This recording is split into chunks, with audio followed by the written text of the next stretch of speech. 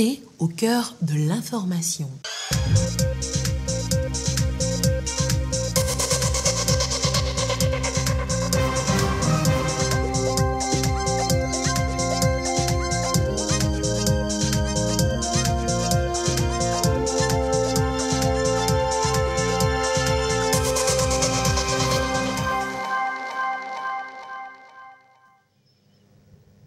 Bonsoir madame, bonsoir monsieur. Voici d'abord les titres de ce journal.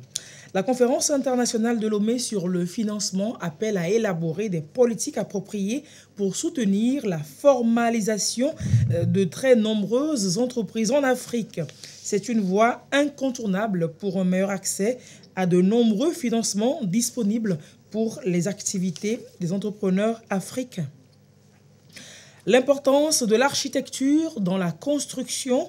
L'Ordre national des architectes du Togo va à la rencontre des populations du Togo pour échanger et faire tomber les a priori sur leurs prestations, occasion d'ailleurs pour la prestation de serment de nouveaux adhérents. Les architectes du Togo étaient à Atakpamé, on en parlera dans ce journal. Et puis, le 4e concours national de récitation du Coran, c'était samedi à Lomé. Une jeune lectrice ravit les lauriers. Nous revivrons ces instants vers la fin de ce journal. Bienvenue à cette édition que nous ouvrons avec ce communiqué du ministère d'État, ministère de l'administration territoriale, de la décentralisation et du développement des collectivités territoriales. La célébration du 49e anniversaire de l'attentat de Sarakawa sera célébrée cette année comme suit. À Sarakawa, le 24 janvier 2023, 15h37, dépôt de gerbes au mausolée de Sarakawa par son Excellence, Monsieur le Président de la République. Sont invités à cette cérémonie les personnes suivantes. Madame le Premier ministre, Madame la Présidente de l'Assemblée nationale, les membres du gouvernement, les députés à l'Assemblée nationale de la région de la Kara, le chef d'état-major général des forces armées togolaises, les chefs d'état-major des armées, les officiers supérieurs des FAT, les préfets de la région de la Kara, les secrétaires généraux des préfectures de la région de la Kara, les maires, les adjoints aux maires et les secrétaires généraux des communes de la région de la Kara, les membres des bureaux des conseils préfectoraux, des chefs traditionnels de la région de la Kara, les chefs cantons de la Kosa. La mise en place doit être terminée à 15h. À Lomé, 24 janvier 2023, 15h37. Dépôt de gerbes à la place des martyrs par son Excellence, Monsieur le Président de la République ou son représentant. Sont invités à cette cérémonie les personnes suivantes. Ou son représentant. Donc je reprends. 15h37 à Lomé, 24 janvier, dépôt de gerbes à la place des martyrs par son Excellence, Monsieur le Président de la République ou son représentant. Sont invités à cette cérémonie les personnes suivantes. Les présidents des institutions de la République, les membres du gouvernement, les députés à l'Assemblée nationale, les directeurs de cabinet, les secrétaires généraux, les attachés de cabinet, les conseillers techniques et les directeurs centraux des ministères, les préfets du Grand Lomé et leurs secrétaires généraux, les maires, les adjoints aux maires et les secrétaires généraux des communes du Grand Lomé, les officiers supérieurs des forces armées togolaises, les chefs traditionnels du Grand Lomé. La mise en place doit être terminée à 15h. Dans les chefs-lieux de région, le 24 janvier 2023, 15h37, dépôt de gerbes dans les conditions habituelles. Le communiqué est signé ce 22 janvier 2023 par le ministre d'État Payadowa Boupessi. L'attrait du financement pour inciter ces nombreuses entreprises évoluant en Afrique dans l'informel à se régulariser. S'ils pensent échapper à l'administration fiscale, ils ratent également de nombreuses opportunités qui peuvent faire développer leurs activités. Il a été question lors de la récente conférence internationale de Lomé sur le financement des politiques encourageantes à la formalisation. On voit cela avec Sandra Aziébé. Le principal enjeu du secteur informel en Afrique réside dans le manque à gagner qu'il crée pour les recettes fiscales de l'État. La mutation de l'informel au formel devient plus qu'important tant pour l'État que pour ces jeunes évoluant encore dans l'informel. Aucune institution ne fait vraiment confiance à des personnes qui évoluent dans l'informel. Et ça, les entrepreneurs, dès le départ, doivent garder cela en esprit. Se dire, je suis dans ma zone de confort, mais en réalité, cette zone de confort, elle est limitante pour moi.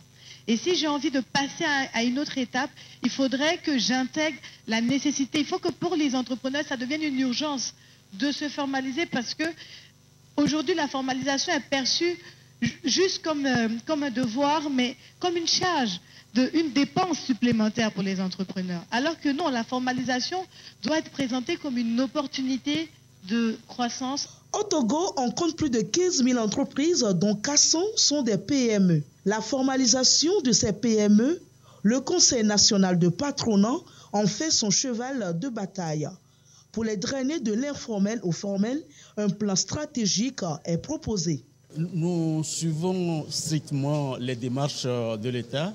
Il y a une institution qui s'occupe de l'informel et nous accompagnons de la même façon que dans notre plan stratégique, nous avions prévu justement ce tremplin entre l'informel et le formel. C'est pourquoi d'ailleurs nous avions un service. L'informel, il y a beaucoup d'argent qui est là. Maintenant, il faut pouvoir ramener au formel et ce faisant, chacun va tirer sa part. Parmi ces entrepreneurs, les femmes occupent une place non négligeable.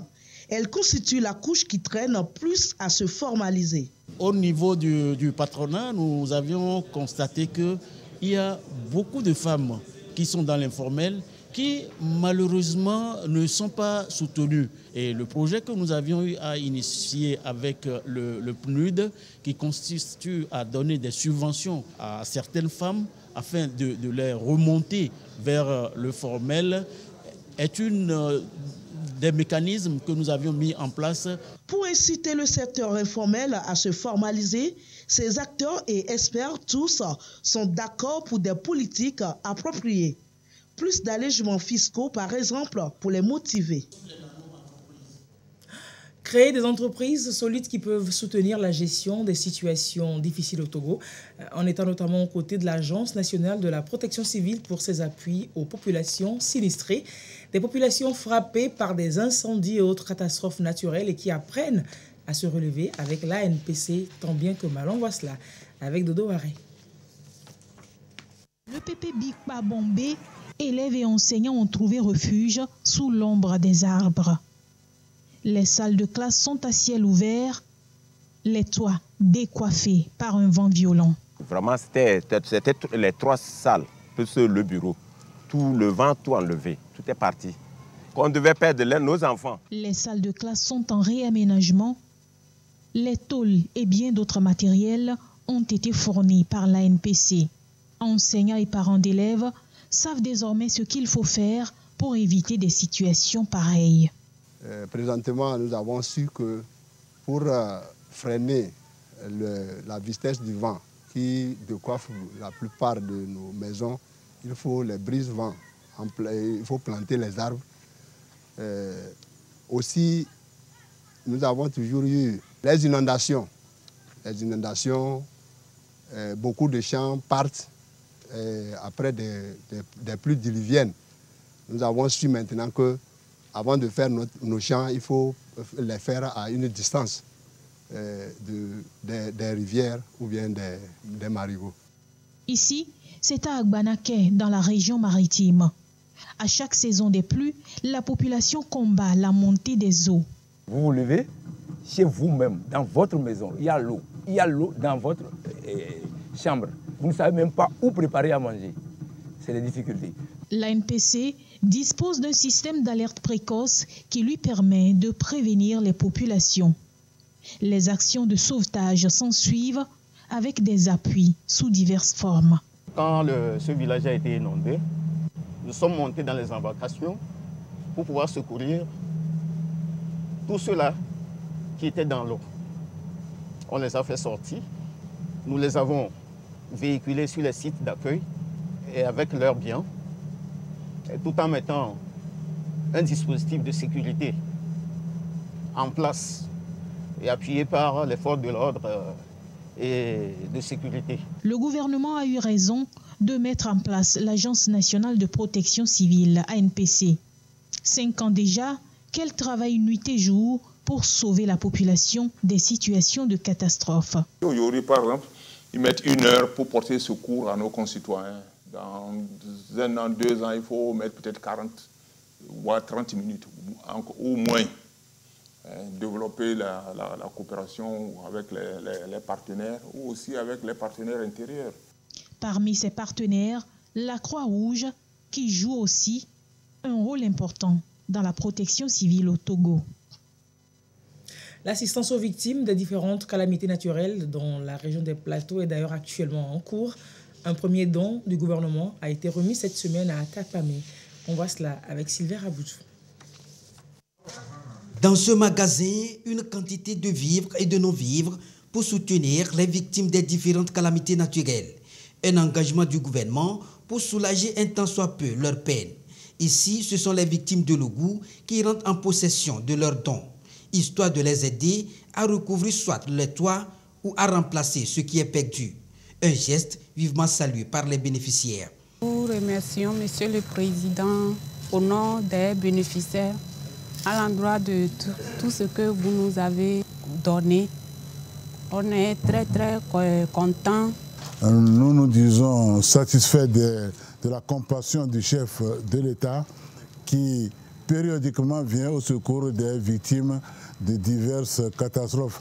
Il y en a dont les toits ont sauté, il y en a dont les maisons se sont écroulées, il y en a qui ont vécu les cas d'inondation et à chaque fois, le chef de l'État a toujours pourvu à leur secours et apporté des vivres et non-vivres. Nous le disons ici, merci en tant que porte-parole des bénéficiaires. Plusieurs préfectures sont concernées par cette action du gouvernement effectuée par le ministère en charge de l'action sociale. Ceci pour mieux répondre à la politique du chef de l'État, celle de contribuer au bien-être et à l'inclusion sociale. Le gouvernement togolais, dans sa politique d'inclusion sociale, est dans son souci sans cesse de rechercher le bien-être de toutes les couches sociales du pays, surtout les couches les plus vulnérables, a élaboré plusieurs mécanismes. Et l'un de ces mécanismes, c'est ce projet-là, projet d'appui et d'acquisition de vivres et non-vivres, afin de venir à l'aide à nos frères et sœurs victimes des catastrophes. Je parle d'inondations, je parle de tornades, je parle d'incendies. Les victimes ont promis un bon usage du don et surtout de s'engager pour une meilleure protection de l'environnement visant à réduire dans le futur des phénomènes anthropiques dont elles subissent chaque année. Le chenal de Gbaga, un patrimoine naturel partagé entre le Togo et le Bénin, c'est un passage fluvial en souffrance, mais qui va bientôt connaître des travaux de curage. L'Agence nationale de protection de l'environnement, avant donc le début des travaux, étudie l'impact environnemental du projet et en discute avec les populations concernées. Abide Nyasingbe pour des précisions. Est-ce que mon copain les Jola Bekelega Diasiale, Jumale et toi, Watero, alors là, n'a pas été de la semaine. Nyanyo nuo kowe sona tobe plenara. Ne doit pas qui a des nyanyo nuo wade. Ne pouvez pas encore la on est mio ama. Des questions, inquiétudes qui taraudent l'esprit de ces populations face au projet de curage mécanique du chenal de Gbaga. Une voie commerciale, pont entre le Togo et le Bénin. Autrefois rentable, ce bras du fleuve Mono subit depuis quelques années la foudre de Dame Nature et se voit envahi par des détritus de tout genre. Pour redonner à Gbaga sa lettre de noblesse, le projet Waka, à travers l'Agence nationale pour la gestion de l'environnement, met en place un projet de débourbage. Mais avant les travaux, l'agence recueille les avis et inquiétudes des riverains. L'Ange nous a réunis ici dans le cadre des audiences publiques. Il faut restituer les résultats de nos études, montrer les impacts positifs et négatifs de ce projet, montrer également les mesures que nous avons pu prendre pour que ce projet soit un succès. Et nous sommes venus dire aujourd'hui à la population qu'il y aura des impacts positifs. Il y aura également des impacts négatifs. Mais ces impacts négatifs peuvent être atténués. Et c'est tout un mécanisme qui est mis en place afin de faciliter le curage de Gbagia. Et pour les espèces végétales, il est prévu de les transformer en compost pour servir à l'agriculture. Et pour les sédiments, il s'agit de pouvoir l'utiliser pour améliorer les conditions donc, de circulation sur les rues, dans les infrastructures publiques. Que ce soit à Gwegan ou à Clouvidonou, c'est des pêcheurs pleins d'espoir qui croient en l'avenir. Auparavant, mais il y a mon papa qui prend la pirogue d'ici à Klakou. Il n'y a plus moyen. Les herbes ont pris tout le milieu. Bon, si on arrive à faire, Waka arrive à faire ce projet, ça permettra, primo, au marché de bien s'animer.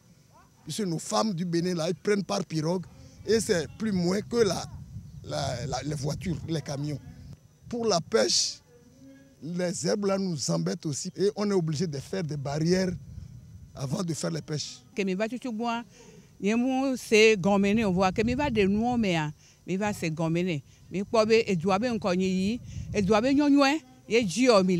Ce que le projet apporte, ça va faire en sorte que nos frères du village vont pouvoir gagner de petits emplois. Et ces petits emplois-là, c'est porteur pour nous. En attendant que les travaux ne débutent d'ici mars, ce sont des familles heureuses qui espèrent ce jour nouveau. Et on va faire écho des activités cette semaine à la primature. Victor Toméga Dogbe a reçu le nonce apostolique au Togo, Monseigneur Gérard Marc Miles. Les échanges ont porté sur les différentes actions de l'Église catholique au Togo et comment renforcer la paix et la cohésion sociale. Ensuite, Madame le Premier ministre a échangé avec les femmes lauréates du concours Programme d'excellence pour les femmes en Afrique, le PEFA, un programme de Cher Togo. Le résumé avec Arnold Kiliou. Le nonce apostolique au Togo, Monseigneur Marc Gérard Mills, reçu par Madame le Premier ministre Victoire Toméga Dogbe. L'ambassadeur du Vatican a abordé avec la chef du gouvernement les grands défis du monde et comment s'accorder pour renforcer la paix, la cohésion sociale et le vivre ensemble. Nous avons eu la possibilité de partager sur les grands défis de notre monde, l'importance de la solidarité pour le défi de travailler pour la paix, le développement et la cohésion sociale. Et vraiment, le pape François, le Saint-Siège, très engagé dans l'idée que nous ne pouvons pas faire les choses seuls. Aussi, nous avons parlé un peu de la contribution, la grande contribution de l'Église catholique ici, à Togo, et dans les demandes d'éducation et de santé. Et nous souhaitons à la Madame Première ministre, mais aussi le Président de la République, tout le bien, toute la bénédiction de Dieu qui peut aider à travailler ensemble pour le bien commun de la République togolaise. Madame le Premier ministre a conféré également avec une délégation des femmes lauréates du PEFA, Programme d'excellence pour les femmes en Afrique de Cher Togo.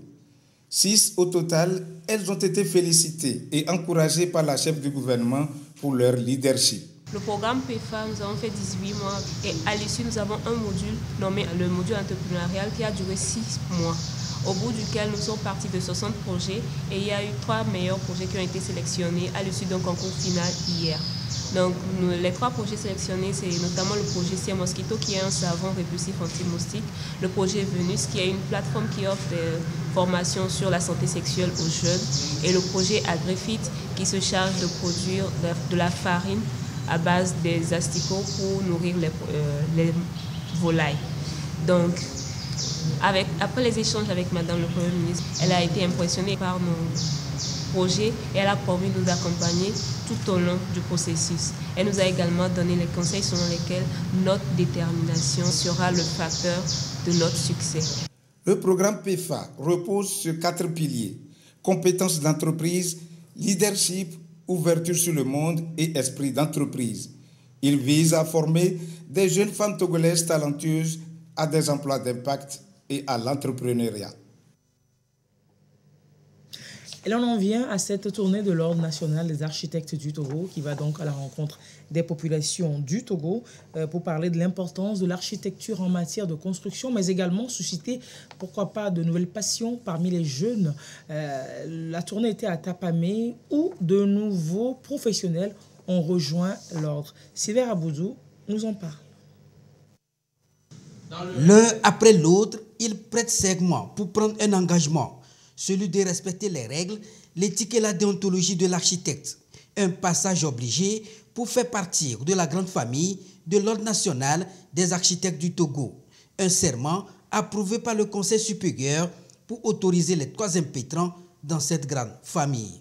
Au nom du CSO, je reçois votre serment.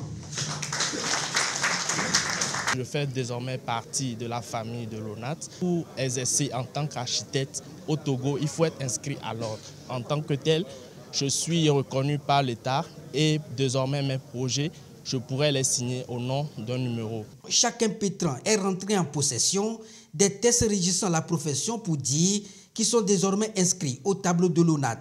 La cérémonie est intervenue lors de la grande rencontre de l'ordre, une rencontre pour échanger et discuter sur les meilleures pratiques de construction. Une rencontre pour également mieux rapprocher l'ONAT de la population. C'est une démarche de proximité avec nos concitoyens, avec la population togolaise, pour leur faire comprendre que l'architecte, ce n'est pas un métier élitiste, c'est pour tout le monde. Donc on va discuter avec la population, les élus locaux, les maires, pour parler d'architecture et leur faire comprendre que l'architecture est une nécessité. Des thématiques diverses ont été abordées au cours de ce grand rendez-vous. Entre autres thématiques, l'architecture, un choix de société, environnement bâti et développement durable de nos villes. À cela s'ajoute solutions urbanistiques pour les villes en construction, technologie et transition urbaine, l'occasion de combler le gap du développement. Ces sous-thèmes sont axés sur un thème principal. Le choix du thème de cet acte 2, intitulé « Projet d'utilité publique et sociale au bénéfice des collectivités et des populations », permet d'évoquer le rôle de l'architecte dans l'acte de bâtir, les nouveaux modes d'habiter, l'amélioration continuelle du cadre de vie de la population et le développement urbain. Au regard du sens à donner à ce thème, je suis optimiste du soutien de l'Ordre national des architectes du Togo à la mise en œuvre des projets prioritaires de la feuille de route gouvernementale 2020-2025 et en particulier du projet 7, notamment le projet de construction de 20 000 logements à coût abordable. L'accent est aussi mis sur le permis de construire, une manière pour l'Ordre national des architectes du Togo de renforcer sa stratégie pour mieux faire comprendre aux populations le bien fondé de cet outil. Et pour exercer l'architecture, il faut être bon en mathématiques. Et justement, la 10e édition des Olympiades togolaises de mathématiques ont été lancées samedi. Une initiative de l'Association togolaise pour la promotion des mathématiques au secondaire. La compétition elle-même démarre effectivement le 5 avril prochain. Solange Amandé, Yata Aratem.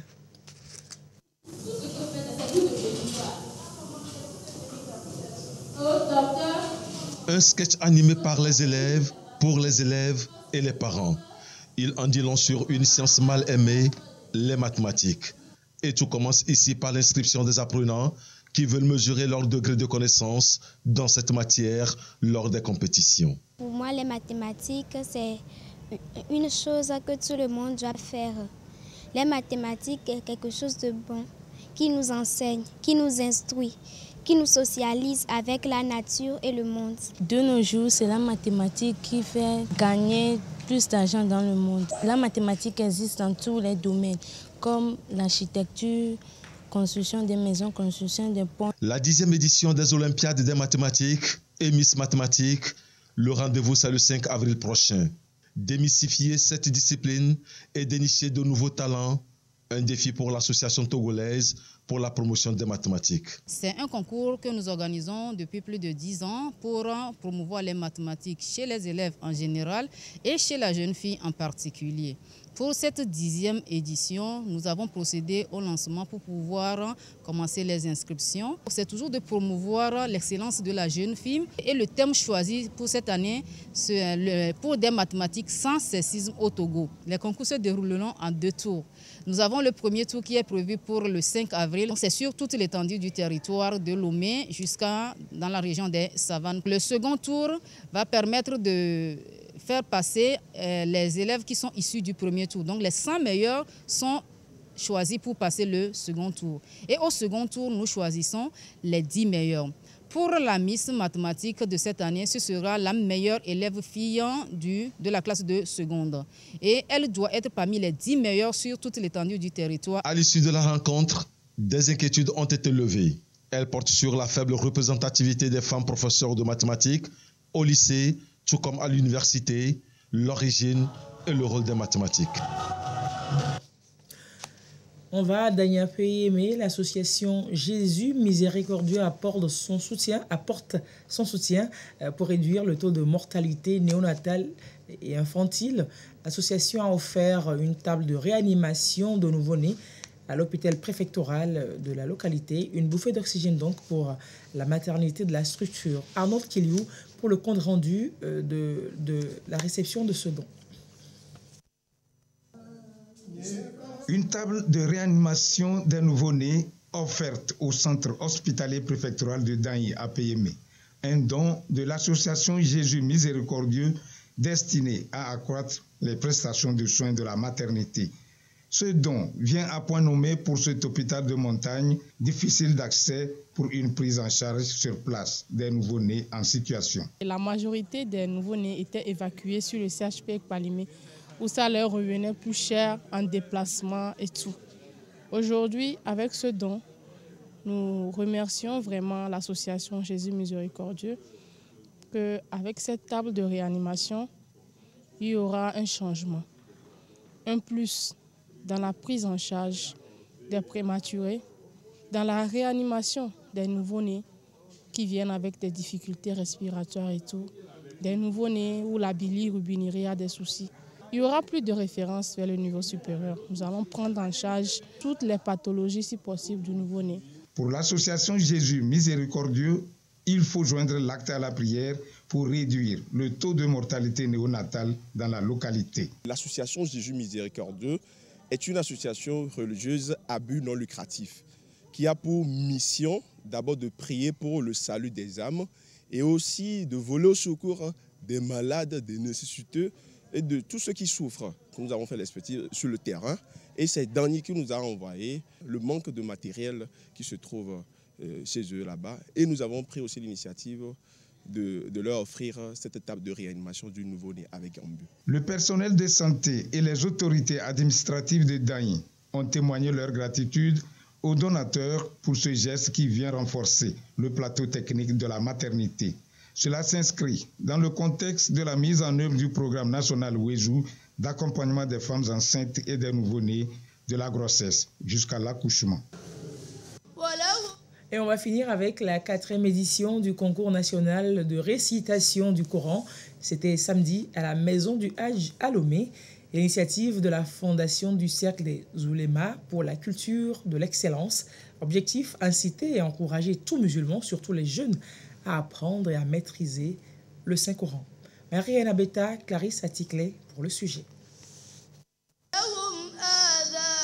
Ils sont 7 candidats sur les 15 au départ à être sacrés champions à la 4e édition du concours national du Saint-Coran.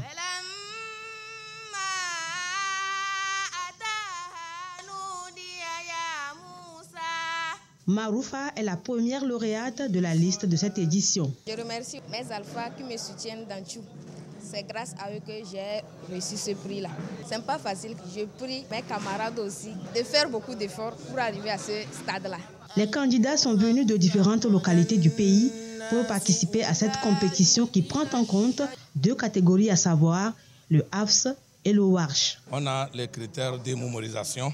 Si les candidats hésitent, on les trace 1 point. Il y a ce qu'on appelle en arabe ta'dil, le changement des voyelles. Mais au niveau du tajwid, les règles coraniques, il y a des points aussi là-bas. Quand il n'arrive pas à s'arrêter là où il faut s'arrêter, là on va lui soustraire des points là-bas. À l'issue du concours, les meilleurs ont reçu des attestations, de quoi encourager les autres pour les prochaines compétitions. Chaque année, les jeunes s'attachent au Saint-Coran. Et surtout la présence des femmes d'une manière abondante. Les femmes donnent l'importance à la lecture du Saint-Coran. Ça veut dire que leurs enfants vont être aussi ceux-là qui vont aimer la lecture de son Coran. Cette compétition entend non seulement amener les jeunes à maîtriser le Coran, mais aussi les exhorter à mettre en application les principes islamiques tels qu'enseignés par le prophète Mohammed.